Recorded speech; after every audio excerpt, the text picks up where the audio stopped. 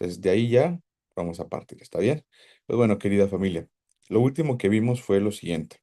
En efecto, como dijo ahorita Alberto, la historia es moldeada por la profecía, ¿sale? Y ya que lo entiendes, definitivamente te vas a dar cuenta que necesitamos nosotros conocer historia para saber qué viene en el futuro. Durante la semana que viene les voy a dejar un ejercicio que van a poder contestar cuantas veces quieran, pero es un ejercicio que les va a permitir de verdad estar conscientes de qué tanto están desarrollando su conocimiento de estos temas. Entonces vamos a partir de eso. Hoy no va a haber preguntas, sino va a estar realmente ese ejercicio. Perfecto.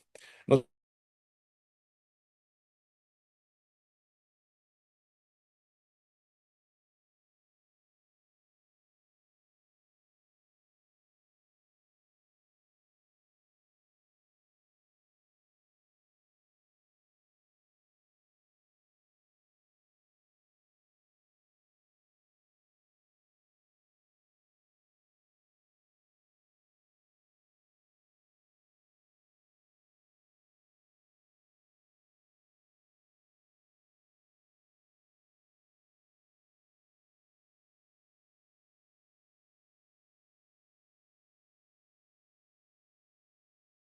nos fuimos un segundo, pero ya volvimos. Disculpen ustedes. Estábamos hablando, el reino cae cuando es probado y se le anuncia que caerá en manos de los medos y de los persas. ¿Cuál reino? El reino de Babilonia, que dentro de sí tenía al reino del sur. Imagínense nada más esto, estamos hablando desde el 605 y la caída y ahora sí de Babilonia termina siendo en el año 539 y eso es lo que vamos a poner a continuación, ¿sale? Ustedes y yo, bueno, ustedes realmente van a seguir avanzando en su hoja hacia abajo. Cada vez que se las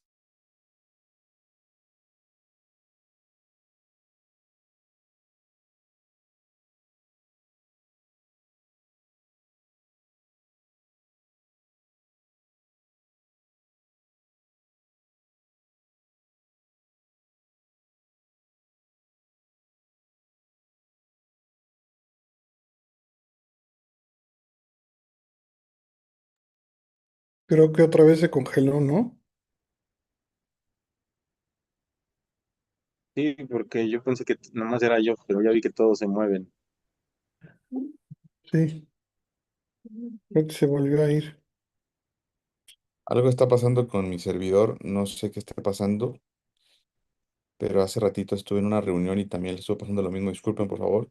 No me imaginaba que fuera fallado otra vez tanto. Voy a ver si conectándome con mi teléfono funciona o logramos conservar la transmisión.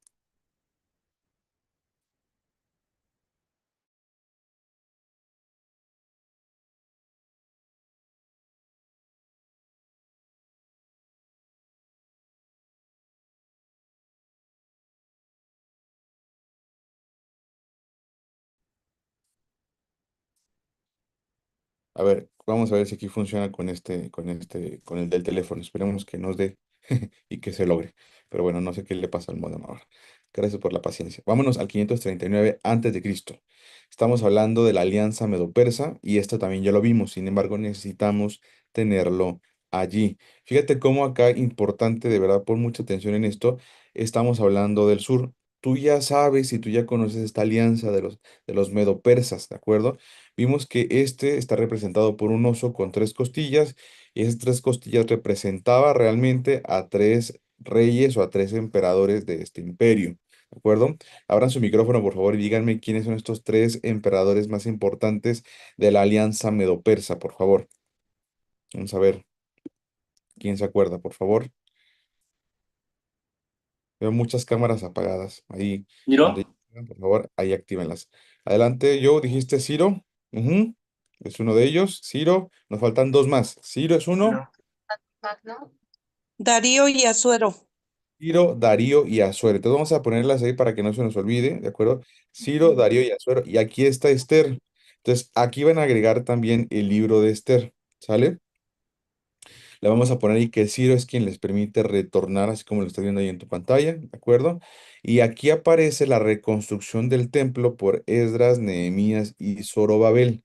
Apunta por favor todo esto. ¿En qué año sucede esto aproximadamente? En el 538 antes de Cristo, un año después de que los medos y los persas vienen y literalmente derrocan al imperio babilónico. ¿Sale? Punto a la I. Por favor, toda esa información la vas a necesitar tener bien presente, de verdad, como no olvidarla. Así como ahorita la dijo Lori, la dijo Joel, la necesitas, te lo prometo. ¿Sale? Ahora, atención acá, vamos a poner a otro profeta y es el profeta Ageo. Ageo exhortó a los judíos a reconstruir el templo. ¿Qué te parece poner aquí al profeta Ageo? Me parece que es excelente poder verlo desde acá, tenerlo presente y poder agendarlo, poder colocarlo en donde realmente, pues, va, ¿sale? Así que definitivamente me parece que a mí es como muy de gozo entender la Biblia, como decía la semana pasada nuestra hermana Anelí, que decía, es que qué padre cuando ya lo entendemos, ¿no? Vayan ahí escribiéndolo, vayan ahí poniéndolo, por favor, y vamos a seguir avanzando. Ok,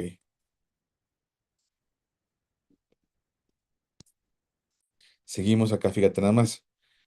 Agendemos ahora al profeta Zacarías, ¿sale? Profeta Zacarías animó a la reconstrucción del templo y habló de la venida del Mesías. Fíjate cómo estamos en Zacarías.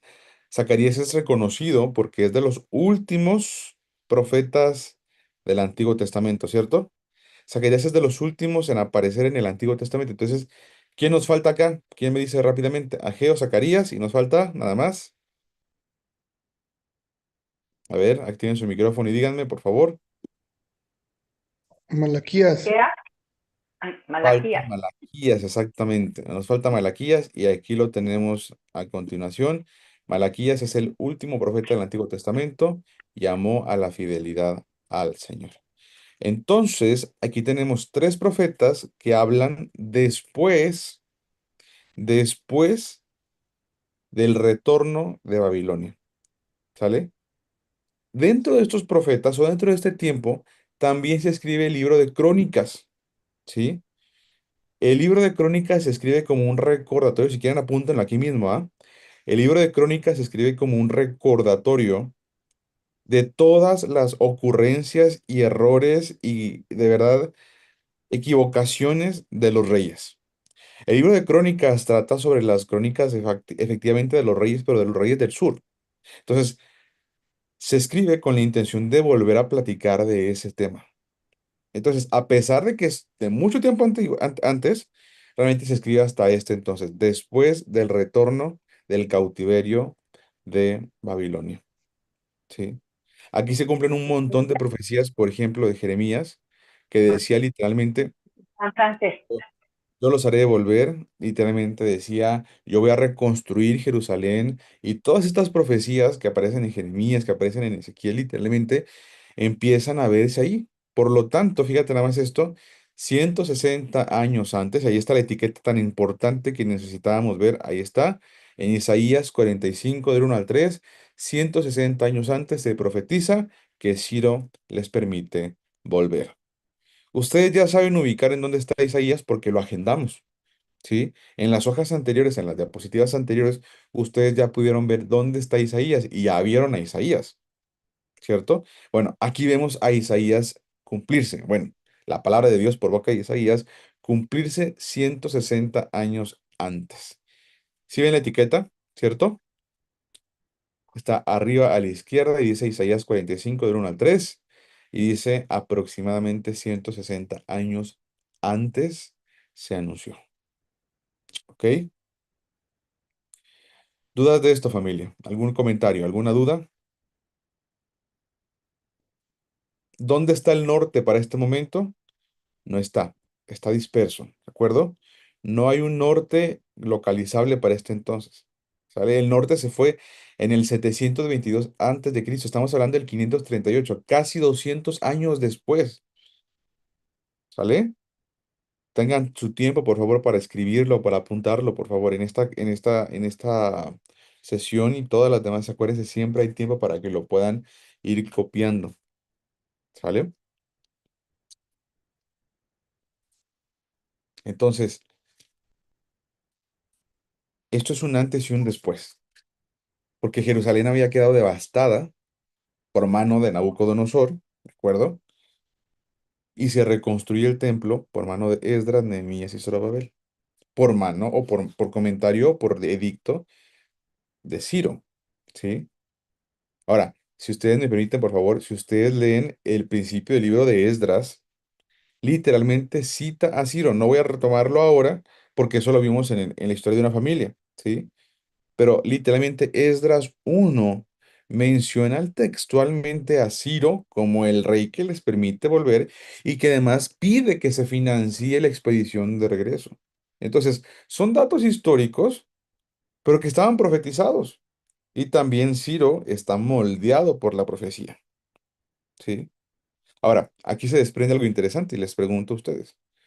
¿No creerían que si Ciro, con todo lo que él era y su parafernalia real, con su poder de rey, con todo lo que él era y su humanidad, estaba moldeado por la voluntad del Señor y por la profecía? ¿No se ha preguntado si nosotros también estamos moldeados por la voluntad y la profecía del Señor? Si nosotros siendo personas comunes, civiles, no somos ni presidentes ni reyes. Pero comparado con Ciro, Ciro, de verdad alguien podría decir, "Qué increíble, o sea, un pez gordo, por supuesto, ¿no?". Acuérdense que lo vimos en la historia universal de la secundaria. Ciro el persa, Ciro el grande, ¿sí?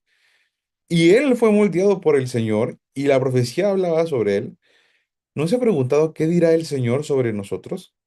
¿Y qué tanto de nuestra vida realmente está conducida por el Señor? Bueno, este tema nos va a ayudar justamente a verlo. Vámonos a lo que sigue, por favor, querida familia.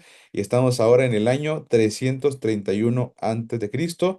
También para el sur, seguimos con el sur, tenemos ahora el Imperio griego, o sea, Grecia, ¿de acuerdo? Cuando hablamos de los griegos, tenemos que es un leopardo representado por un leopardo con cuatro alas y cuatro cabezas. Esto lo acabamos de ver en Daniel 7, sin embargo, está bien que lo tengan apuntado ahí, está bien. El leopardo representa literal, textual y directamente a Alejandro Magno, ¿sale? Todos conocen a Alejandro Magno, todos. ¿Por qué? Porque era un joven, literalmente, es una figura de verdad de una juventud bastante notable, con una rapidez, por eso el leopardo, para poder conquistar y gobernar.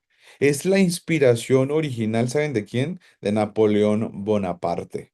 Napoleón Bonaparte se inspiró en Alejandro Magno.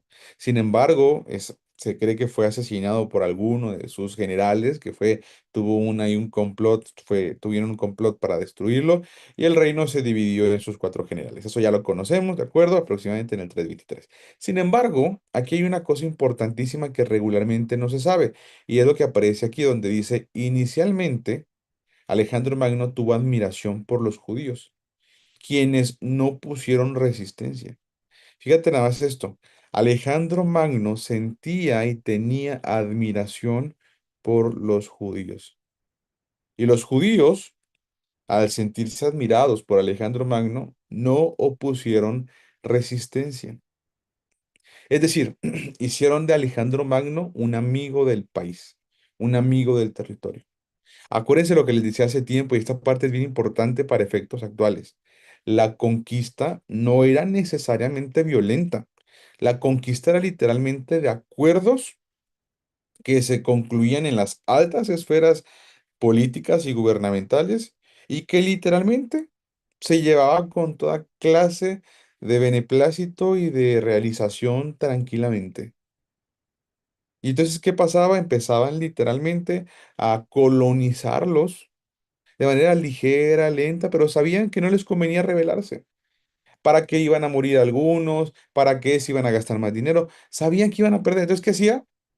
Me rindo, entrego mi gobierno. No voy a participar de estas revueltas, acepto, mira, tú trátame bien. Entonces, además tú me admiras. Hay cosas como esas eran las que sucedían. Triste, pero cierto. ¿Sí? Les comparto aquí algo interesantísimo y es quiénes son los cuatro generales que también ya hemos visto. Gustan apuntarlos, por favor, y tenemos a Ptolomeo primero, que se queda con la sección de Egipto, Palestina y Chipre. Tenemos a Seleuco primero, que se queda con la sección de Siria, Mesopotamia, Persia y Judea. Aquí está Seleuco, y aquí viene el tema de la guerra con los Seleucidas más adelante. Casandro, que se queda con la sección de Grecia y Macedonia, ¿de acuerdo? Y Lisímaco, perdón, que se queda con Asia Menor, la sección de Pérgamo y Atálida. Entonces, son prácticamente los cuatro generales en los que se va a dividir. Y esto, como lo hemos dicho antes, ya estaba profetizado. Y aquí les dejo en dónde estaba profetizado. Daniel 8:21 y Daniel 11 del 3 al 4. 220 y 230 años antes, respectivamente, ya estaba notado que iba a suceder. ¿Sí?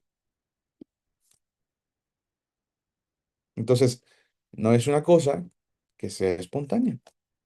Realmente estaba profetizado que así iba a pasar y así pasó.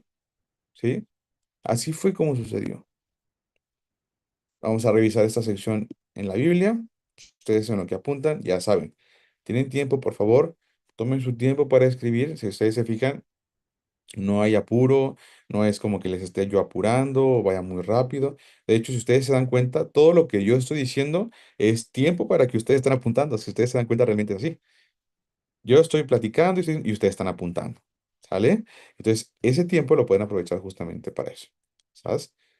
Daniel 8:21. Sigan apuntando ustedes. Ahorita se lo voy a poner aquí en la pantalla. Con la destreza seguramente van a lograr ir a subrayar también Daniel 8:21. Pero ahí vamos avanzando. ¿Sí? Daniel 8 viene después de qué? De Daniel 7, es correcto. Y Daniel 7, ustedes se acuerdan perfectamente que tiene Daniel 7. Y Daniel 7, por supuesto, tiene la profecía de las cuatro bestias de Daniel, ¿cierto? Pero en Daniel capítulo 8, si le cambiamos un poco, vamos a tener acá una profecía diferente, ¿de acuerdo? Y aquí se las pongo en la pantalla. En Daniel capítulo 8 tenemos una profecía semejante que es la visión del carnero y del macho cabrío, ¿sale? Para entender esas visiones es relativamente sencillo, ¿de acuerdo? Y si nos vamos al versículo 21, habla acerca justamente de estos dos, bueno, ya para el 21 ya está más resuelto, pero esta sección está hablando justamente, mira, aquí está en cuanto al carnero que viste, que tenía dos cuernos, estos son los reyes de Media y Persia. Y el macho cabrío es el rey de Grecia, aquí está. Y el cuerno grande que tenía entre sus ojos es el rey primero. Cuando va a estar hablando de esto que están viendo aquí, que es Daniel 8:21, que es la nota que les ponía justamente acá a la izquierda, ¿de acuerdo? Está hablando acerca de Alejandro Magno. El macho cabrío es el rey de Grecia y el cuerno grande que tenía entre sus ojos es el rey primero. Y en cuanto al cuerno que fue quebrado y sucedieron cuatro en su lugar, esto significa que cuatro reinos se levantarán de esa nación y aunque no con la fuerza de él. ¿Qué les parece ver semejante profecía así, directo, duro, frío y a la cabeza? ¿Se dan cuenta de esto? Estaba profetizado, aquí otra vez se los vuelvo a poner en la pantalla, fíjense, 220 años antes, familia, 220 años antes, aquí está, ¿sí? Que está siendo profetizado y me lo dice textualmente así tal cual, así me lo está diciendo, ¿sale? Un segundito para aquí acomodarle. ¿Qué les hace pensar? ¿Qué les hace pensar tal cual ver esto con esta claridad? Está bien impresionante, ¿verdad que sí? Estamos leyendo Daniel 8:21, si gustan ir a apuntarlo en sus Biblias, a subrayarlo, Daniel 8:21. Lo vuelvo a leer, es 8:21 y 8:22. Aquí está. Y en cuanto al cuerno que fue quebrado, o sea, Alejandro Magno, y sucedieron cuatro en su lugar, significa que cuatro reinos se levantarán de esa nación, aunque no con la fuerza de él. ¿Qué les parece eso? Más claro, ni el agua, como dice el dicho, ¿no? Y luego, ya que se divide, nos vamos a Daniel 11 3 al 4. Voy a avanzar, no se maree nadie, por favor. Daniel 11 del 3 al 4 aquí está. Y dice, se levantará luego un rey valiente, el cual dominará con gran poder y hará su voluntad. Pero cuando se haya levantado su reino será quebrantado y repartido hacia los cuatro vientos del cielo, no a sus descendientes ni según el dominio con el que dominó, porque su reino será arrancado y será para otros fuera de ellos. ¿Qué les parece ver ahora este Daniel 11, donde literal y textualmente está diciendo, se le va a arrancar el reino así y se va a dividir, no entre sus hijos, no entre sus hijos tal cual. Les digo que Alejandro Magno se quedó muy joven y murió, ¿de acuerdo? Pero te dice textualmente así, pero va a ser entregado a cuatro personas diferentes. Ahí está. ¿Qué les parece eso? Está tremendo, ¿no? ¿Alguien nunca había visto esto, que lo dice la historia? ¿Quién nunca había notado esto, la verdad? Soy. Se pone como preocupante decir, hoy. O sea, ahora entiendes por qué dice el versículo que el que guarda a Israel no duerme. Porque la historia es suya, la profecía es suya, la decisión es suya. Todo es de él, por él y para él. O sea, no hay nada que se escape. ¿Le puedo avanzar, familia? ¿Ya apuntaron los cuatro generales? ¿Sí? Déjenme ver su pulgar arriba ahí en la camarita, los que tienen la camarita. ¿Listo? Pregunta Ezequiel. Adelante, por favor. ¿Y ya estamos hablando del periodo intertestamentario o todavía no? La verdad es que podría ser realmente sí. Te voy a explicar por qué. Porque lo último que se registra es en efecto cuando te digo que vuelven, ¿no? Y la historia que Ujú, pasa acá. Pero todo ujú, esto pues, no está escrito como tal en una parte histórica en la Biblia. Entonces, sí es cierto, de aquí, de todo Grecia, incluso Roma, no va a suceder nada hasta que llega Yeshua, ¿no? Con Mateo, Marcos, Lucas, Juan. Pero a pesar de que no hay registros históricos, tenemos estos registros proféticos. Respuesta rápida, sí, ese es el periodo intertestamentario, ¿de acuerdo? Aunque hay registros que son realmente proféticos, ¿sale? ok. Y otra pregunta. ¿Con Alejandro Magno surgió el helenismo? Prácticamente sí. O sea, él fue el que realmente lo empezó o el mayor expositor como tal, perdón, difusor, es la palabra que busco. La difusión que Alejandro Magno podría dar era realmente muchísima, ¿sale? Bastante, porque incluso, bueno, ya lo veremos, ya lo hemos dicho antes, aunque Roma lo gobernó después militarmente, el helenismo ganaba. Y esto Ujú. fue gracias a este poder de Alejandro Magno. Ok, muchas gracias. Fíjate nada más, Lulú, y para todos, mira qué países tiene. Tiene Egipto, Palestina, Chipre, que es esta isla que está ahí en medio. Siria, Mesopotamia, Persia, Asia, Grecia. Grecia, a ver, díganme ustedes, personas que sepan de geografía, todos ustedes, Grecia, ¿en dónde está Grecia respecto al mar Mediterráneo?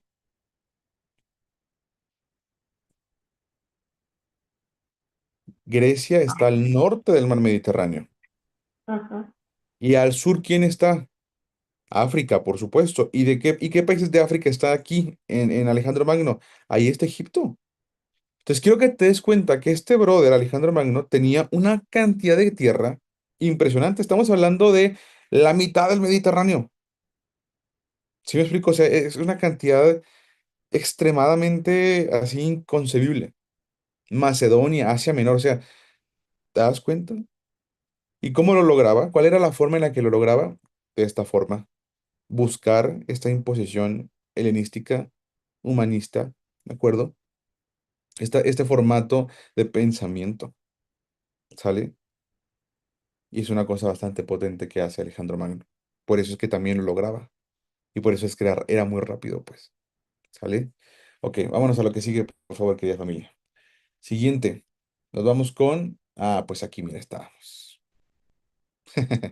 Año 198 antes de Cristo, estábamos en el 331, ¿de acuerdo? 323, bajamos más y nos vamos al año 198 antes de Cristo, la imposición helenística, ¿sale? Antíoco III el Grande arrebató Judea a los Ptolomeos.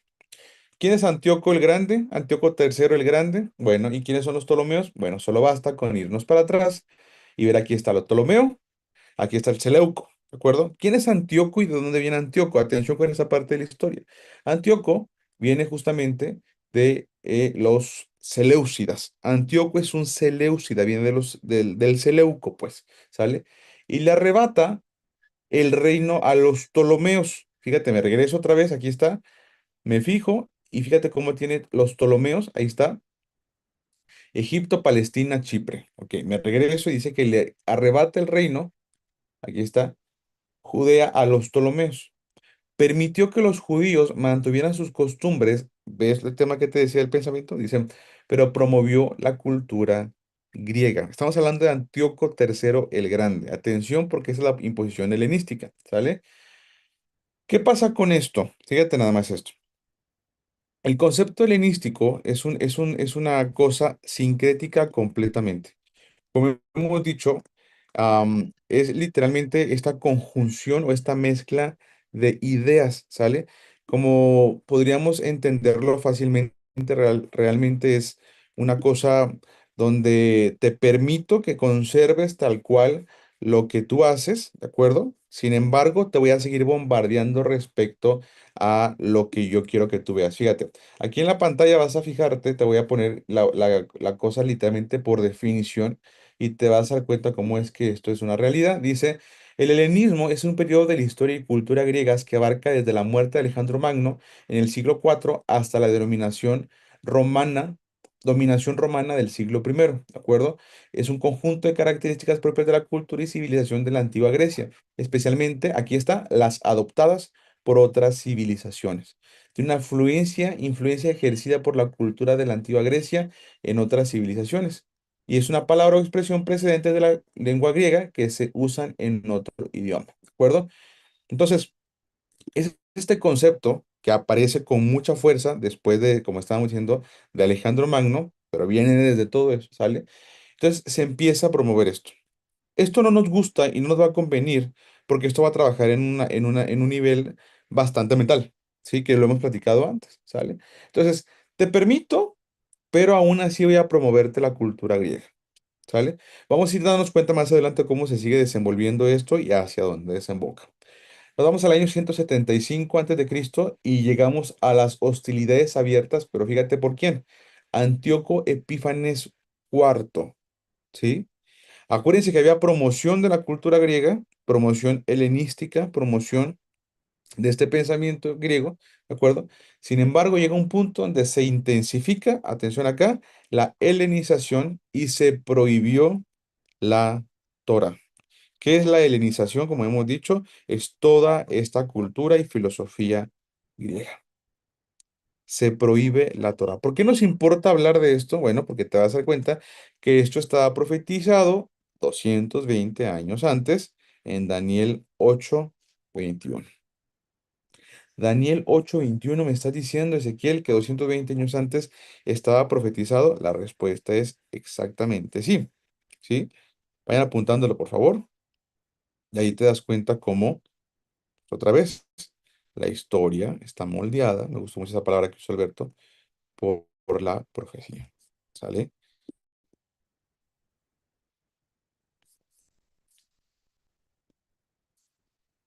Ya me regreso, ya me regreso. Ahí está.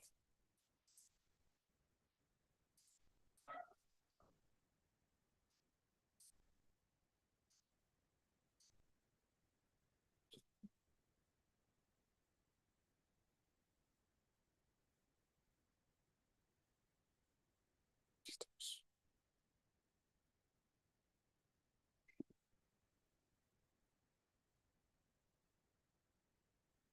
Listo. Ok,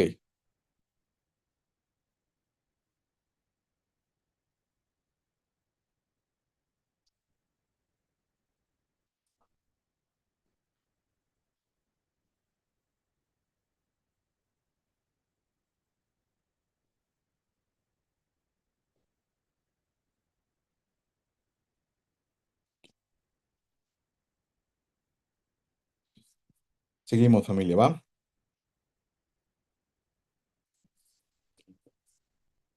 Ahí mismo, por favor.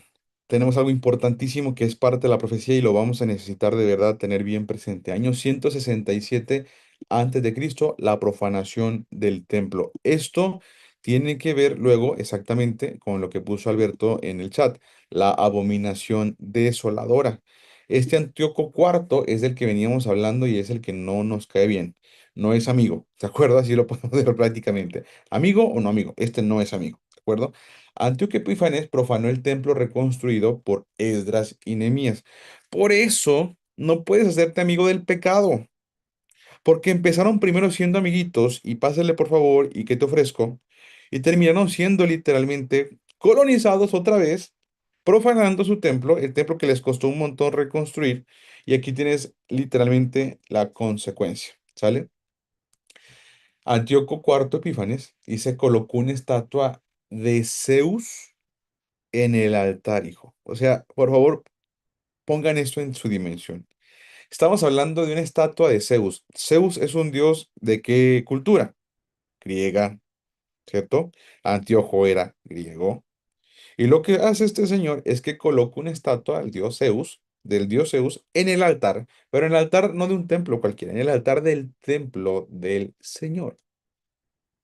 Es como si fuera esto homólogo a que puso un altar de Zeus en el tabernáculo. Y no en cualquier parte del tabernáculo, en el lugar santísimo del tabernáculo. ¿Qué había en el lugar santísimo? El arca. Imagínate que quita de ahí el arca, ¿sí? Bueno, la deja ahí a un ladito y pone una estatua al dios Zeus. ¿Qué más hace? Ahí está. Prohibió la circuncisión y Antíoco Epífanes prohíbe el Shabbat, ¿sí? Quemó copias de la Torá y obligó a sacrificar cerdos en el templo. ¿Qué les parece eso? Por eso se llama así abominación desoladora. Es una abominación así brutalmente desoladora. ¿Qué significa desoladora? Que te deja desolado, así completamente abandonado. ¿Qué dices tú? ¿Cómo puede ser esto? Bueno, ¿cuál es la respuesta de los judíos a esto? Tenemos una rebelión, especialmente de los macabeos. ¿Sale? Los macabeos son una familia, ¿de acuerdo?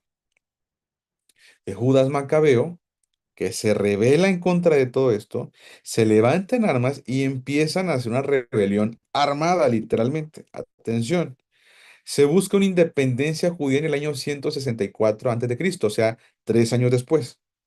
Ojo con esto, logran echar fuera a los macabeos, ¿de acuerdo? Perdón, logran echar fuera a los macabeos, a los griegos, sí lo logran literalmente, y sucede aquí lo que se conoce como Hanukkah, que es literalmente un tiempo de rededicación, ¿sale? Rededicación del templo. ¿Cuántos han escuchado aquí la palabra Hanukkah? Seguramente todos. Salía hasta en las películas de Lilo y Stitch, salía en las películas de Adam Sandler, literalmente, que Adam Sandler de hecho es judío. Pero ¿qué es Hanukkah? Bueno, Hanukkah originalmente es una fecha de rededicación del templo. ¿Cómo es que se rededica el templo? Bueno, imagínate que estaba la sangre de los cerdos que habían puesto a sacrificar, estaba la estatua al dios Zeus, y como los macabeos se levantan en armas, logran echar fuera a los griegos, literalmente lo que sigue es rededicar el templo, volver a limpiar, bueno, limpiar todo el templo, lavar todos los utensilios y volverlo a dedicar. Lo mismo que hizo Salomón cuando dedicó el templo, lo mismo que hicieron Esdras y Nehemías cuando lo terminaron. Bueno, ahora ellos lo que hacen es no lo ocupan reconstruir porque no lo derribaron, pero sí se ocupaba rededicar, volver a consagrar delante del Señor. ¿Sale? Y sucede eso. Hay una, hay una leyenda, hay una historia, tradición de la tradición judía que dice que, bueno, incluso por supuesto la menorá que estaba dentro del templo dejó de estar encendida en el tiempo que los griegos estuvieron profanando todo el tema del templo. Y entonces, ¿qué pasa? Bueno, em, no había aceite para volverla a encender más que para un día. Y hacer aceite nuevo requería literalmente, pues, o prácticamente así tal cual, 8 días para que se volviera a hacer nuevo aceite, ¿no? Entonces solo había aceite para un día y la historia judía dice que ese aceite logró durar los 8 días hasta que hubo aceite nuevo, que no se apagó la lámpara, ¿no? Que no se apagó la menorá. Como digo, esto es tradición judía y de aquí se desprende la fiesta de la dedicación, que es una fiesta que se celebra por allá de diciembre aproximadamente, y que dura en total 8 días justamente, ¿de acuerdo? Donde se va encendiendo como una menorá, una reproducción alterada de una menorá que se llama Hanukkah, ¿de acuerdo? Lo cual no es tan recomendable vivir o hacer porque ahorita también está muy distorsionada esta fiesta, pero regularmente se asocia con Navidad. Entonces, aquí es donde les digo que van a identificar ustedes que dicen, la Navidad es para los cristianos, mientras que la Hanukkah es para los judíos, cuando realmente, pues Hanukkah y Navidad no se parecen en nada, aunque hoy ya las hacen parecerse, ¿sí? La cosa acá es que tú sepas la historia y que puedas decidir, ¿sale? Ahora, esto no es algo que fuera espontáneo. Vuelve a profetizarse en Daniel 8, del 9 al 14. Ya saben que Daniel 8 tiene la historia, bueno, la profecía, perdón, del carnero con el macho cabrío. Y también aparece en Daniel 11 29 al 32 en el año 300, perdón, 68 y 384 años respectivamente antes. Sí, ahí están las etiquetas a la izquierda si gustan apuntarlas también en su libreta, ¿de acuerdo? Y aparece algo importantísimo acá, que esto es bien importante, súper importante, mucha atención con esto, ¿sí? Hanukkah, un tiempo de demostración de fidelidad, 140 años antes de Cristo se logra la independencia total. Estamos hablando de una independencia, de una guerra que dura aproximadamente unos 26 años, ¿de acuerdo? Y de aquí aparecen los asmoneos. Atención, por esto es bien importante. Los asmoneos que son descendientes de los macabeos. Otra vez, los asmoneos. Aquí está subrayado los asmoneos. De aquí, atención con esto, de los asmoneos van a venir los Herodes. Atención con esto. ¿Se acuerdan de Herodes el tetrarca? ¿Se acuerdan de Herodes el de exactamente? ¿Se acuerdan de Herodes el que está en el tiempo de Jesús, en el tiempo de Cristo? ¿Sí? ¿Se acuerdan de Herodes el que juzga a Yeshua y que después lo manda con Pilato? Bueno, ¿qué creen? Herodes es judío, pero quiere ser después Herodes o los Herodes, porque Herodes realmente es un título, el Herodes, no es un nombre, no se llama Herodes. De hecho, la esposa, hagan de cuenta que es como si dijéramos Herodes, es lo mismo que decir el rey, ¿de acuerdo? Pero es el Herodes, así. Mientras que a la esposa del Herodes, ¿cómo cómo se le conocía? La Herodías. ¿Se acuerdan? Entonces, vas uniendo los puntos y dices, ah, ok, ok. Pero ¿qué me importa acá? Me importa mucho entender que los Herodes vienen de los asmoneos, que realmente son judíos, y eso se ve muy bien en The Chosen. ¿Se acuerdan de Herodes en la serie de The Chosen? Si no la han visto, échensela la última temporada, ¿saben por qué? Porque yo creo que ahora que viene Semana Santa, quiero pensar que quizá van a lanzar la última temporada. Quiero pensar, ahora que viene Pascua, no sé. Pero échense, por favor. Y Herodes ahí sale, y Herodes está comiendo con el sumo sacerdote, con Caifás. ¿Se acuerdan de esa escena? Y Caifás le reclama y le dice, te comportas como un romano, tú siempre has querido ser un romano. Te vistes como romano, pero tú eres un judío igual que nosotros. ¿Se dan cuenta de eso? Entonces, vas uniendo los puntos y dices, mira de dónde viene Herodes. Y bueno, el Herodes. De estos macabeos que triunfaron, ¿de acuerdo? Tienen hijos, tienen hijos, tienen hijos, y de aquí vienen los macabeos, ¿sale? Perdón, los asmoneos. No solamente vienen ellos, ahorita vamos a ver quién más viene. Vienen también los saduceos, ¿sale? Pero eso lo vamos a ver a continuación. Seguimos viendo, por favor, familia. ¿Dudas hasta aquí? ¿Qué les parece todo esto que estamos analizando? Adelante, amigo, por favor. Aquí creo que es importante comentar que hasta entonces se venía haciendo lo de el sumo sacerdote y todo eso de parte de los levitas, ¿no? Entonces, cuando viene acá esta rebelión de los macabeos, pues ahora imagínense que ganan y entonces pues les dicen, bueno, pues ahora yo gané, los otros ni hicieron nada y entonces es mi derecho que yo pueda estar en el templo, es mi derecho. ¿Se acuerdan que los judíos, de la tribu de Judá son los reyes? Entonces ellos también decían, no, pues yo quiero gobernar, o sea, aunque no sea de esa tribu, pues yo quiero gobernar y entonces ahí empiezan estas partes de que son ya son puestos a modo, o sea, ya no son como estaba. dispuesto por el Señor, sino ya se empieza a hacer pues un puesto más que nada político, ¿no? De relación con Roma y todas estas cosas. Ahorita vamos a ver justamente eso para acomodarlo con los apuntes, sin problema, ¿sale? Entonces, esto es bien importante que esté diciendo Alberto para que no se les olvide, tal cual, ¿sale? Lo que estamos ahorita analizando son los asmoneos, de donde vienen los Herodes, ¿sale?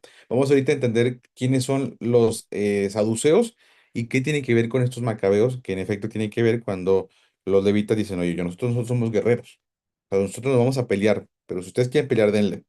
Ahorita lo vamos a platicar, ¿sale? Vámonos, por favor, querida familia, a lo que sigue. ¿Todo bien hasta acá? ¿Vamos bien? Solo veo a Trini, a Joe, Rosy y Alberto. Yo pienso que todos los demás están diciéndome con su cabeza, sí, ese todo bien, adelante, no tengo ninguna duda, estoy apuntando todo, voy en orden. Espero que así sea, ¿de acuerdo? Ándale, ahí está, también veo a Lady.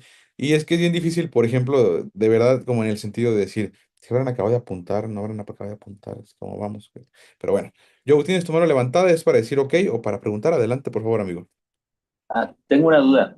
Claro, Todos estos siguen siendo judíos, siguen siendo de la tribu de Judá, correcto. y entonces empiezan a adquirir otras divisiones a partir de ahí. Qué buena cosa acabas de decir. Exactamente. Esto se llaman sectas. Se va a Mm, empezar a dividir el propio judío. Ojo, no judaísmo. Aquí todavía no aparece el judaísmo, ¿eh? Propia tribu de Judá se va a empezar a dividir en facciones o en sectas. Por ejemplo, aquí acabamos de ver a los macabeos que se hacen notar porque ellos sí le entran a la guerra.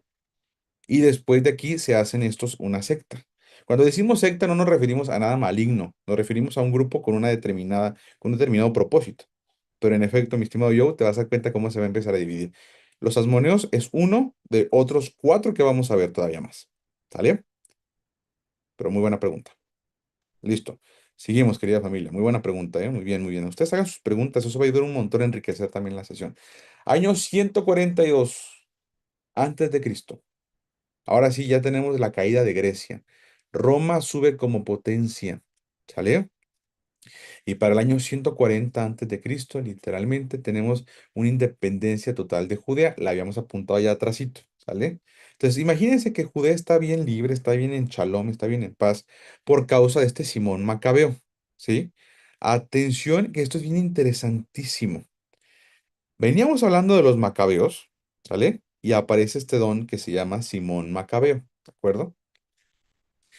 Simón Macabeo logra la independencia y se convierte en sumo sacerdote y gobernante, fundando, perdón, la dinastía Asmonea.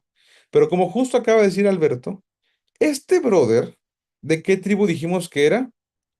De la tribu de Judá. ¿Qué está haciendo uno de Judá convirtiéndose en sumo sacerdote? Y además, por si fuera como poco el puesto, este brother se autodenomina gobernante además, hijo. Como decía ahorita Alberto, pues es que de nosotros vienen los reyes.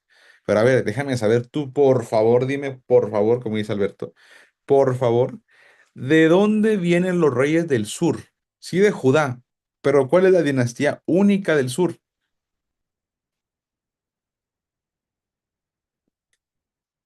de David. La de David, brother, exactamente. Entonces, este brother no viene de David, será muy judío y lo que tú quieras, pero, o sea, todo mal. O sea, todo mal. Pero bueno, año 67 antes de Cristo tenemos una pelea entre los asmoneos y la intervención de Roma. Como acabamos de decir con Joel, empieza a haber facciones y eso empieza a provocar literalmente, atención a esto, que los nietos de Simón Macabeo, o sea, Hircano segundo con el apoyo de los fariseos, y Aristóbulo segundo con el apoyo de los saduceos, pelean por el trono, hijo. Así que Roma aprovecha e interviene. O sea, imagínate a ver qué te parece esto, a ver si esto no se está repitiendo en la actualidad. Uy, como que vemos que tienen conflictos internos, vamos a intervenir en su país para ayudarles porque ustedes no se saben organizar. Lo acabamos de ver en Venezuela. Y se está diciendo que eso puede pasar en México, pero como no les conviene a los mexicanos que los estadounidenses agarren a los narcos mexicanos, ¿qué hacen los mexicanos? Pues ahora sí se ponen las pilas y agarran a los narcos mexicanos, porque saben que si los agarran los de Estados Unidos van a chismearles de todo lo que están metidos acá. Entonces no le conviene, o sea, Entonces, ¿qué están diciendo? No, es que se va a meter Estados Unidos. ¿No les parece que es cíclica la historia entonces? ¿Se dan cuenta de esto? O sea, tienen un problema Simón Macabeo, fíjate nada más esto, y se está molestando y se está enojando con Aristóbulo II. Ahorita vamos a platicar quién es este, pero fíjate que aparecen otras dos facciones que son los fariseos y los saduceos. Esto se va a poner bien interesante. Roma aprovecha que hay conflicto, déjenme les ayudo, déjenme que les ayude, ¿sí? Ahora, Judea siempre ha sido una nación bien icónica, porque lo hemos dicho y se ha platicado antes, y Alberto nos lo ha explicado muy bien en Deuteronomio. Los judíos tenían y tienen un sistema de instrucciones cual ningún otro país tiene, ¿sí? El sistema higiénico, el sistema civil, el sistema moral, ¿sí? Todos siempre han tenido una atracción interesante por los judíos. Entonces, cuando Roma se da cuenta que hay conflicto, dice, aquí es donde exactamente podemos aprovechar, ¿sale? Vamos a ver, familia. ¿Puedo avanzarle? Espero si no, no hay tema. Espera un segundito, creo que puso ahí yo. Qué interesante esto de la historia, ¿eh? Ahorita que platico esto de que se está repitiendo, sí se ve como que está ahí muy, muy obvio, así de neta, o sea, no hemos aprendido, o sea, no hemos aprendido, pues, pero bueno. Hircano II, este es nieto de Simón Macabeo, ¿sale? Y Aristóbulo II con el apoyo de los saduceos. ¿Quiénes son los saduceos, brother? Bueno, los saduceos van a venir también de los macabeos, ¿sí? Y se autodenominarán literalmente así los gobernantes de la nación. Aunque sabrán que no pueden ser sumos sacerdotes y no pueden oficiar como sacerdotes, porque saben que se pueden morir. O sea, serán astutos, pero también saben que necesitan de los levitas y ahorita vamos a entenderlo eso con toda certeza. ¿Sale? Veo a Silvianita escribir. Termina, mi hermana. Ten paz, por favor. Ahí sigue apuntando. Y esa es la oportunidad que tenemos cuando podemos verles, ¿sale? Así como para poder tomarlos en cuenta. O sea, como procurar mucho. Después nos vamos a ir al año 63, mientras les voy compartiendo a los que ya terminaron, nos vamos a ir al año 63 antes de Cristo. El general romano Pompeyo, así, Pompeyo conquista Jerusalén, ¿sí? ¿Quién gana entre Simón Macabeo y Aristóbulo II? Bueno, el apoyo, o bueno, se lo queda realmente a Aristóbulo II, porque le voy a contar el chisme completo. ¿Quién pierde? Pierde Hircano II. ¿Y quién se queda el trono? Aristóbulo II. Estamos hablando de puro judío, ¿eh? Hircano, fariseos, Aristóbulo y saduceos, todos son judíos, pero están divididos en facciones. Aristóbulo II es judío y se queda con el trono, ¿sale? Y atención porque los saduceos aquí entran en escena. Pero mientras que eso platicamos, les cuento el tema relacionado con todo, o sea, con lo asociado de la conquista de Jerusalén. Año 63 antes de Cristo. El general romano Pompeyo conquistó Jerusalén.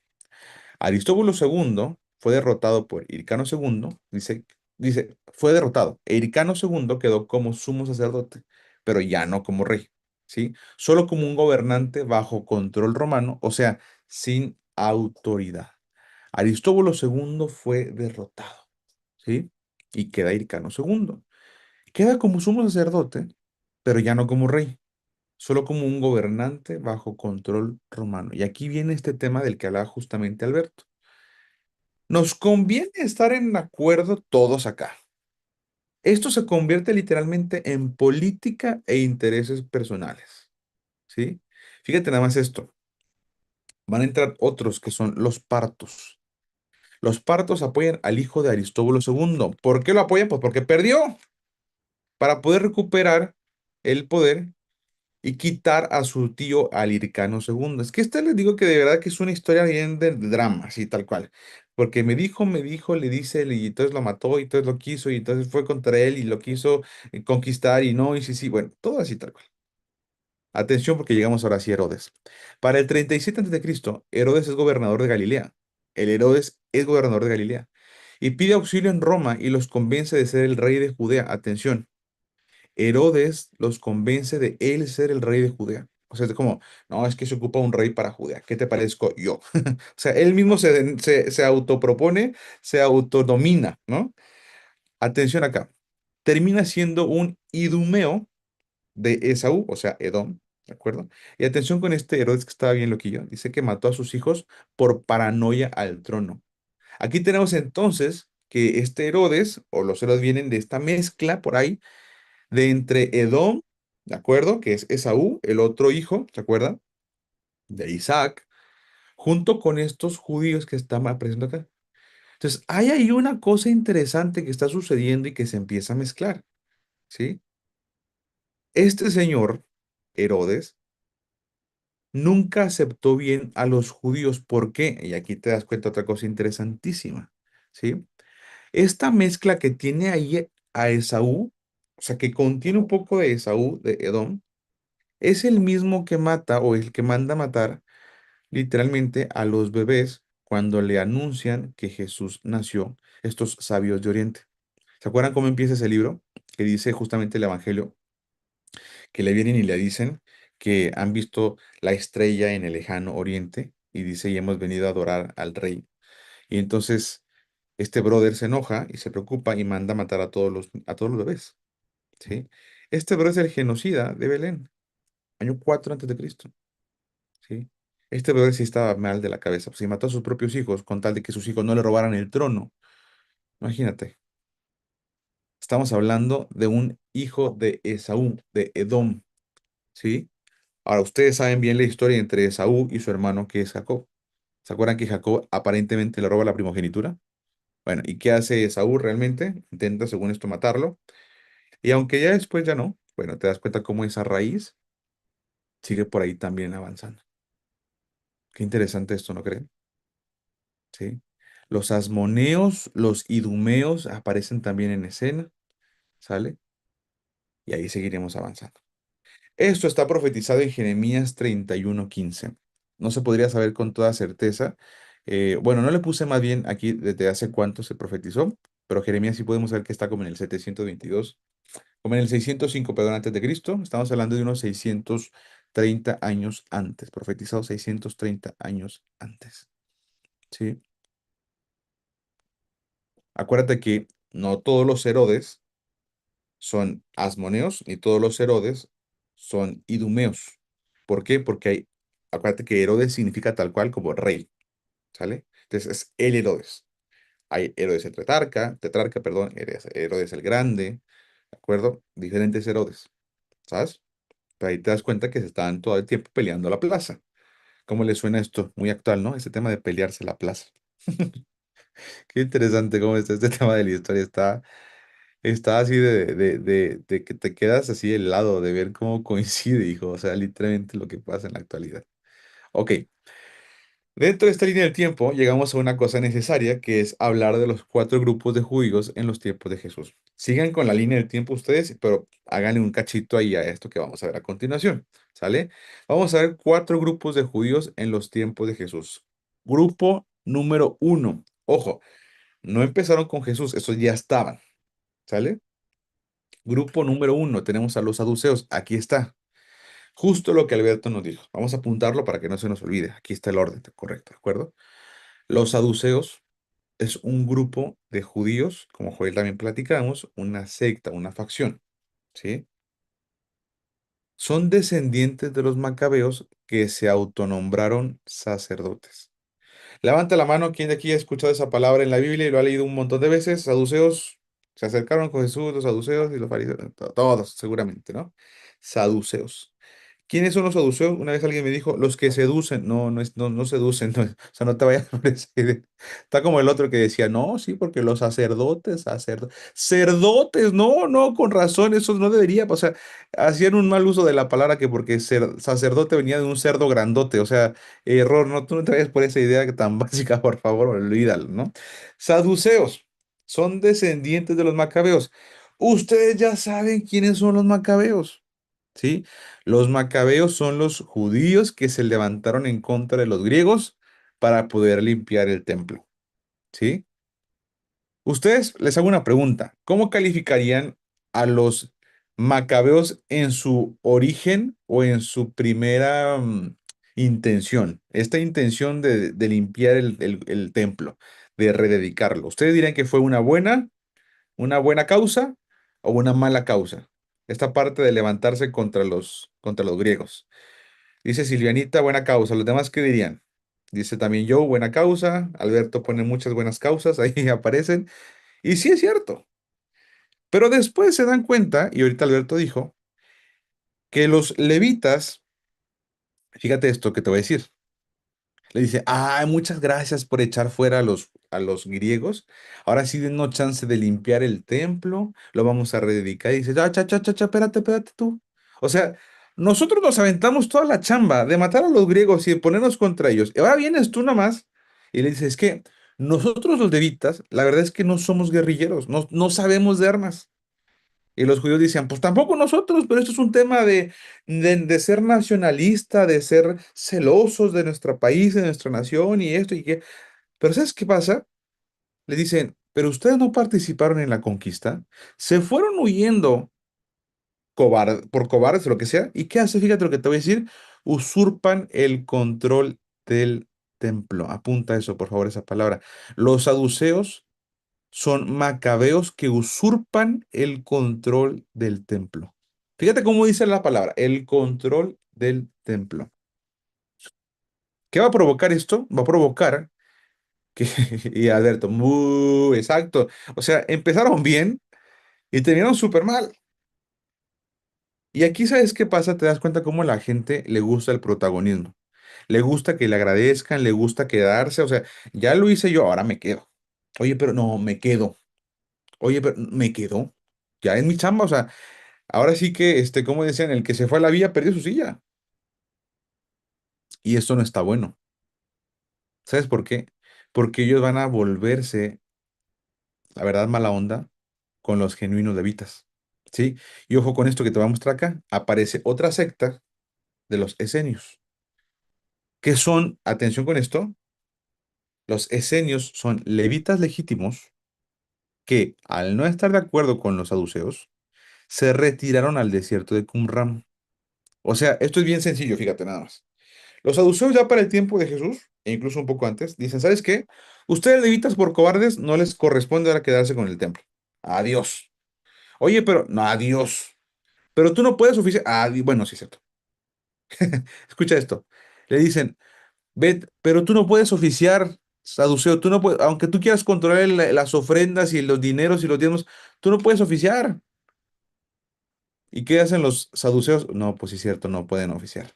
No podemos meternos al lugar santísimo, no podemos hacer sacrificio nosotros. ¿Por qué? ¿Qué le pasaba a alguien que entraba a la presencia del Señor y hacía las cosas incorrectas? Pues se moría. Entonces, ¿qué hacían los saduceos? Pues patitas, ¿para qué las quiero? O sea, yo no voy a oficiar en algo que sé que me puede matar. Ahora, ¿qué hacían? Contrataban, fíjate lo que te voy a decir, contrataban a levitas. O sea, los levitas eran los que debían estar porque les correspondía estar en el templo, ¿cierto? Sacerdotes levitas, hijos de Aarón. ¿Qué hicieron los saduceos? ¿Sabes qué? Vamos a contratar a los levitas. Yo te voy a decir quién de ustedes va a participar, quién sigue en turno, quién para esto, quién para lo otro, y tú literalmente nada vas a hacer lo que yo te diga. Las ofrendas las voy a administrar yo saduceo. Entonces ya se dan cuenta que era lo que les movía a los saduceos, pues la lanita, ¿verdad? El money, ¿sale? Bueno, estamos hablando de que los levitas, quienes eran los que gobernaban, ahora tienes que son levitas, literalmente pues jornaleros ahora del sistema. Díganme qué personaje de la Biblia le correspondía estar literalmente en el templo y cuando ve cómo está este sistema de podrido, este sistema de roto, y dice, ¿sabes qué? Yo no voy a participar de esto.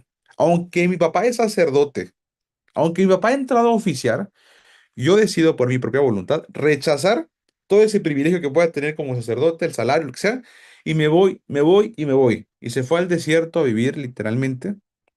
Y allá en el desierto, ¿ya saben de quién estoy hablando? Allá en el desierto se fue y comía chapulines y miel de dátil.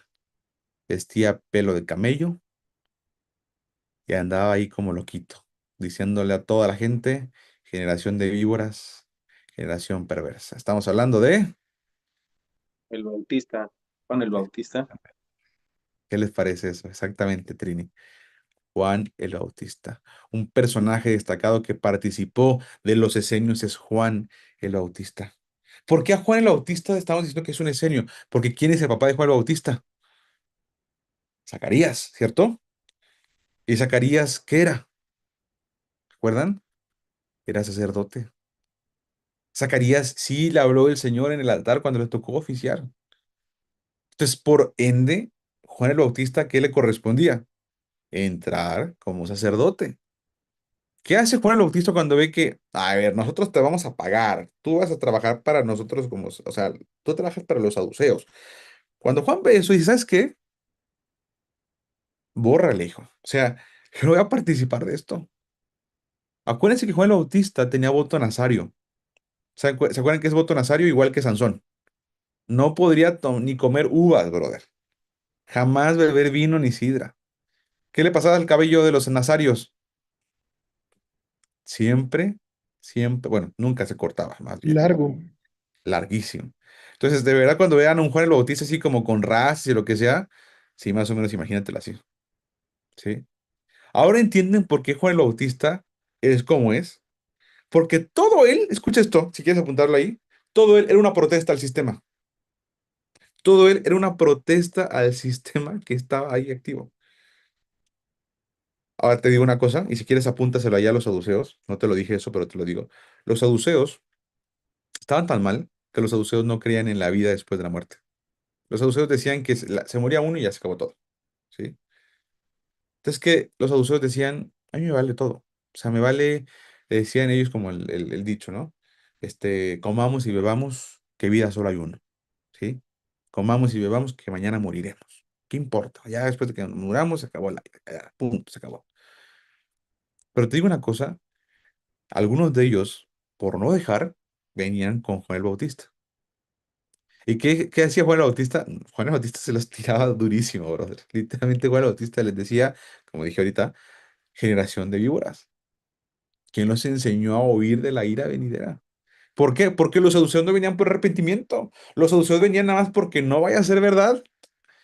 No vaya a ser cierto que Juan el Bautista tenga razón y pues mejor nos bautizamos. ¿Sí?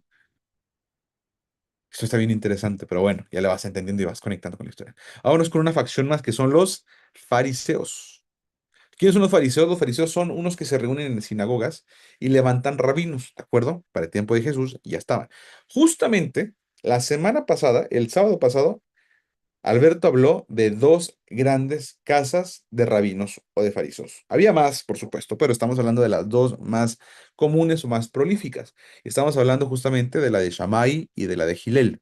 ¿Sale? Los fariseos lo que hacen es que se organizan, y es una cosa importante, porque se organizan en sinagogas y levantan a un rabino, ¿sí? Atención, que los fariseos creían en la llegada de un Mesías propio, ¿sí? Como te decía yo, hay dos principales escuelas, que está la de Shammai, con un enfoque más estricto, y Hillel con un enfoque más flexible. A mí me gusta siempre decir esto, que a pesar de que lo decimos muy reducido de esta forma, la verdad es que ni Shammai ni Hillel eran ni estrictos ni flexibles como suena la palabra. La verdad es que lo que sucedía es que tenían solo puntos de vista diferentes. Y si bien es cierto, la mayoría del tiempo estaban en desacuerdo y por eso lo ponemos así, uno estricto y uno flexible. Pero la verdad es que, sin importar eso, los dos eran bastante estrictos. ¿Y cómo puedo saber eso? Porque la verdad es que si te pones a pensar, Gilel, cuyo nieto es, ¿se acuerdan cómo se llama el nieto de Gilel? Gamaliel, quien es el maestro de Pablo. Les hago una pregunta. Pablo, ¿era estricto o flexible? ¿Ustedes qué dirían? Estricto, ¿verdad que sí? O sea, este brother quería, o sea, dame cartas, hijo, dame cartas porque voy y mato hasta los que están, ¿dónde se acuerdan? Camino a, ¿a dónde iba Pablo? Camino a, y ahí el Señor se encuentra con ellos, Damascus. a Damasco. O sea, este brother se quería ir hasta otras ciudades para andar de estricto allá y apresar a los que estaban allá. O sea, era súper estricto. Y eso que estudió en la probable casa flexible. Ahí te das cuenta que realmente ni Shammai ni Hillel eran flexibles, eran muy estrictos los dos. Solamente que decimos esto porque nos hacemos referencia a que estaban en desacuerdo.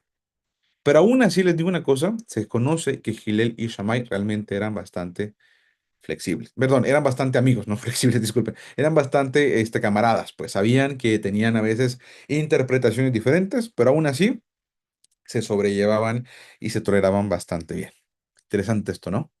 Los fariseos levantan a rabinos, ¿sí? Entonces, ¿quiénes son los fariseos prácticamente? Los fariseos son instructores, son jueces de la Torah, son principales de la Torah oral, ¿sale? De la Torah oral. Y tenemos una cuarta y última que vamos a analizar acá, que son los celotes, ¿de acuerdo? Los celotes, ¿sí? Los celotes son judíos, todos son judíos acá, como bien preguntó Joel. Los celotes es una comunidad de judíos ultranacionalistas. Estos brothers querían independencia. ¿Se acuerdan ustedes que hay un discípulo que es celote, que era celote? Sale muy bien en la serie de The Chosen, ¿sí? ¿Se acuerdan? ¿Cómo se llamaba este discípulo? Simón. Era celote. Simón el celote. ¿Se fijan? Interesante. Estos brothers combatían a los romanos con la sica. Fíjate nomás esto, con la sica. ¿Qué es la sica? Una daga corta. Y ustedes se acuerdan de este Simón el celote que aparece ahí en The Chosen, ¿de acuerdo? Am, que literalmente trae su espadita para todas partes, ¿no? Era como una espadita, como una daga, ¿no? Exacto. Es una daga, como una daga chiquita, una espada chiquita más bien, una daga. De allí, imagínate, viene la palabra sicario. ¿Te das cuenta de esto? Ay, ay. ¿Se dan cuenta de todos estos puntos tan raros que vienen de acá, hijo? O sea, ¿cómo puede ser tú, brother? Ahora, imagínate que un sicario como Simón termine confiando, creyendo y siguiendo al Mesías. Por eso nadie daba crédito de los discípulos del Mesías. O sea, tenía un cobrador de impuestos, hijo. Tenía un deudor. Tenía un sicario, hijo. O sea, no te pases. O sea, Judas, no, no, o sea, Judas dices, ¿de dónde, pues? Pero te das cuenta cómo el amor de Yeshua alcanzó a estos como David, ¿se acuerdan? Con sus valientes, los endeudados, los ex convictos, brother, los deudores, los traicioneros, la gente así, la pelusa del mundo, de la nación, a esos tomó David. Pero bueno, retomamos acá, ¿sale? Tenemos aquí cuatro grupos de judíos, cuatro sectas, también podríamos decir perfectamente, cuatro facciones, ¿de acuerdo? Ya vimos que hay otras, por ejemplo, los asmoneos, los idumeos, que están ahí también mezclados, por ejemplo, ¿sale? Y seguramente habría más, pero no nos vamos a quedar nada más con estos, ¿sale? Entonces, los celotes, los últimos allá para terminar, los celotes eran así, bien rebeldes. Todo el tiempo estaban haciendo así revueltas, querían andar de revoltosos, ¿sí? De guatosos, como aprendimos esa palabra, de guatosos contra los romanos, ¿sí? Los celotes, ¿cómo creen que se llevaban con los saduceos? Díganme ustedes. Se odiaban, hijo. Se odiaban porque los celotes decían que los saduceos eran unos traidores a la patria. Acuérdate que los saduceos estaban siempre, escucha esto, mira, los saduceos estaban siempre a favor, estaban siempre así, literalmente haciéndoles la barba, literalmente así cuidando todo el tiempo, cayéndose bien y toda la cosa. O sea, estos saduceos todo el tiempo se llevaban bien con los romanos, ¿sí? Todo el tiempo, ¿por qué? Porque los romanos estaban chance y estos le daban chance a los romanos. Ahí se pasaban una lana, a ver, tú deja que yo sea el sumo sacerdote o que yo te diga quién es el sumo. Entonces, ¿qué pasaba? Estos eran unos traidores a la patria, ¿sale? Y los celotes odiaban, así, odiaban a los saduceos. Ahora, ¿cómo crees que los celotes les caían? Escucha esto, Los celotes, ¿cómo crees que trataban a los esenios? Ahora nos vamos a ir con los esenios. Celotes a los esenios. Pues también los odiaban, porque decían, ustedes esenios son unos agachones, hijo.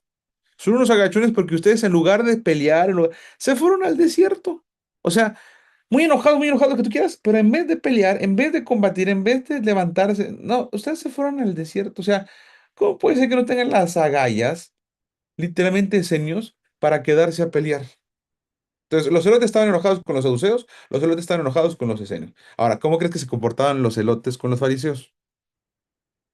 Los odiaban, porque los celotes odiaban a todos, porque los celotes querían que se levantaran en guerra.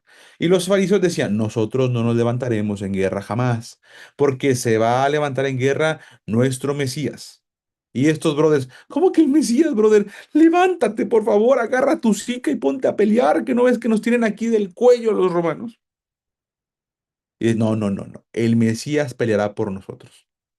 ¿Por qué crees que cuando viene el Mesías, cuando viene Yeshua, nadie le cree? Especialmente los fariseos. Ojo, esta tribu, bueno, esta facción, los fariseos, son la más grande, ¿sí? Tiene un montón de gente que está dentro del fariseísmo. Hasta Yeshua estaba dentro del fariseísmo. Pero ¿por qué creen que no le creyeran al Mesías? Porque todos los fariseos esperaban que se levantara el Mesías en armas. Los celotes estaban esperando, a ver si es cierto que también los fariseos se levantaban cuando el Mesías llegara, pero no pasaba nada, ¿sí? Entonces, claramente los celotes eran así, odiados por estos y por estos. ¿Por qué? Porque al final de cuentas eran unos revoltosos y les traían problemas todo el tiempo. ¿Con quién? Con Roma. Roma todo el tiempo se estaba cuidando de que los celotes no se pasaran de la raya y generaran algo peor, ¿sí? En la serie de Chosen sale perfectamente este cuidado que tienen los romanos contra los celotes, ¿sí? Les recomiendo un montón que ahora que estamos viendo todas estas cosas, ustedes echen otra vuelta a la serie de Chosen, porque le van a entender mucho mejor, ¿sale? Ahí van a ver a los idumeos, van a ver a los asmoneos, van a ver a los fariseos, van a conocer a Juan el Bautista como Esenio, ahora sí, ¿de acuerdo? Y van a ver justamente a los celotes, ¿sale? Vámonos con esta última diapositiva antes de cerrar, querida familia. Qué interesante lo que estamos viendo, ¿no? Está muy padre esta sesión. Ok, año 4 antes de Cristo. ¿Qué sucede? Nacimiento de Cristo. ¿Cómo? Como el meme. ¿Cómo? Como literalmente el meme, ¿no? No que nace en el año cero. Bueno, la verdad es que el registro realmente data del año 4 antes de Cristo. ¿Sale?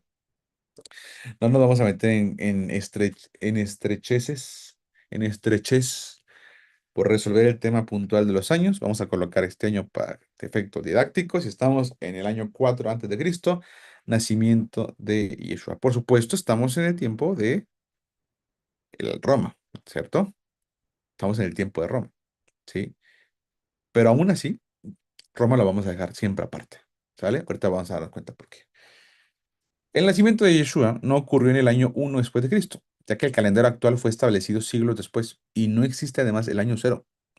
Herodes el Grande, ese es otro Herodes, no confundir, quien ordenó la matanza de los inocentes, murió en el 4 antes de Cristo, por lo que Jesús nació entre el 6 antes de Cristo y el 4 antes de Cristo. Este es un gran dato. ¿Por qué no nació en el año cero? Porque en el año cero ni existe de entrada. Y segundo, no nació en el año uno porque Herodes, el que mandó matar a los niños, murió en el 4 antes de Cristo. Entonces, para cuando muere Herodes, Yeshua ya debió haber nacido. Por eso colocamos el 4 antes de Cristo como el año máximo en el que Yeshua nació. Por lo que Jesús nació entre el 6 y el 4 antes de Cristo. Antes, como lo que estamos diciendo, por supuesto, de la muerte de Herodes. ¿Se entendió esto que estamos diciendo? ¿Sí? Que Yeshua debió haber nacido antes de que Herodes muera, porque Herodes es el que manda matar a los niños. ¿Sale? Perfecto. Ok. Este no es el Herodes que va a estar cuando Yeshua es juzgado, por supuesto, porque ya saben que ya dijimos y aprendimos eso. Herodes es un título, no es un nombre. ¿Sale? Obviamente, esto estaba profetizado. Y vamos a cerrar con todas estas etiquetas para que vean todo lo que estaba dicho desde antes. Génesis 3:15, 4000 años antes antes anunciado el nacimiento de Yeshua. Isaías 7:14. 700 años antes se anuncia que nacería de una mujer. Génesis 22:18, 2000 años antes, fíjate más esto, desde Abraham. Génesis 49:10, 1400 años antes, desde Judá. Descendencia, que será de la descendencia de Judá, que será de la descendencia de Abraham. Ahí está la profecía, ¿sí? Ahí está, familia. ¿Se dan cuenta de esto? La historia es moldeada por la profecía. Si dijo literalmente la descendencia de la simiente de la mujer, 4000 años antes, le aplastará la cabeza a la serpiente, el descendiente de la mujer, la semilla de la mujer, va a pasar, va a pasar porque va a pasar, ¿sí? Y eso ya se cumplió a la mitad. ¿Qué es lo que falta? Pues que le aplaste la cabeza el descendiente de la mujer a la serpiente, a la Nahash. ¿Y qué crees? Eso no se ha cumplido, pero se va a cumplir. Entonces cuando yo le dices, claro, claro que sí. Y aquí tenemos ahora sí la partición. Antes de Cristo y Yeshua muere después de Cristo.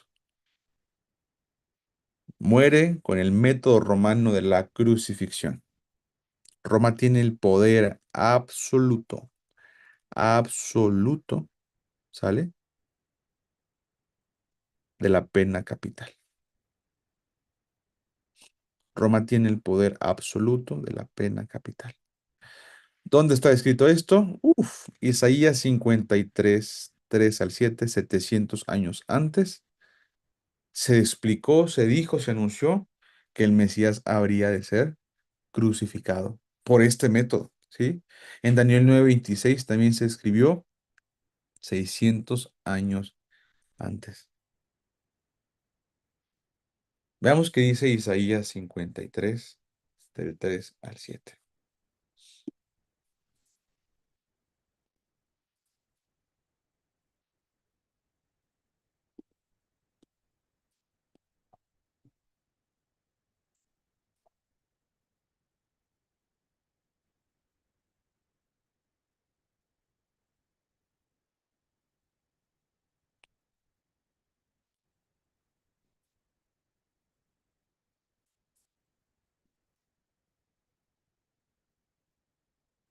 Ahí está.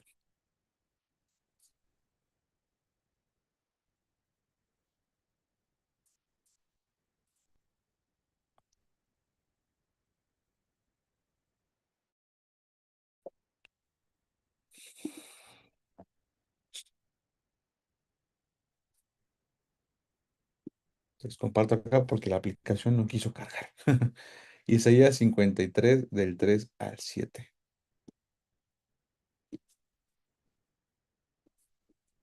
Dice,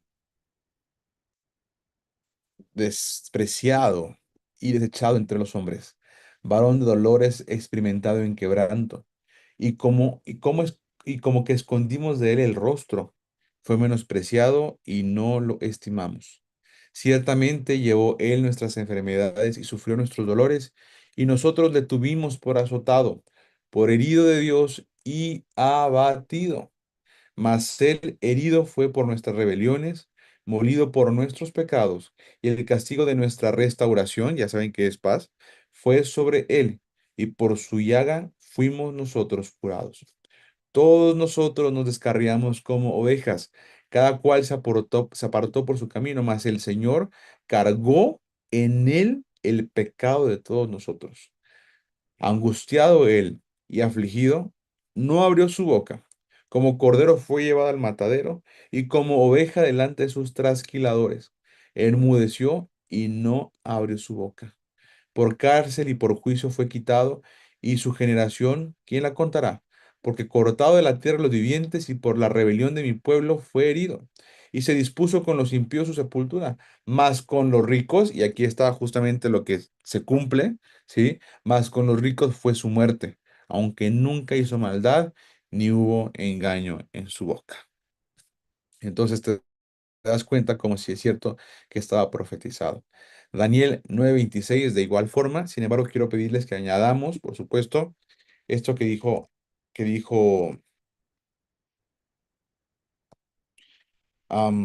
Moisés cuando dice, así como la serpiente fue levantada en el desierto, ¿se acuerdan esta parte?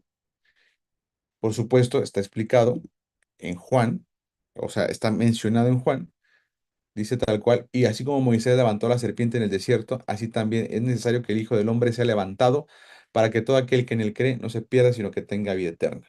¿Cuándo es que aparece esa serpiente levantada en el desierto? Bueno, basta con buscar serpiente de Moisés,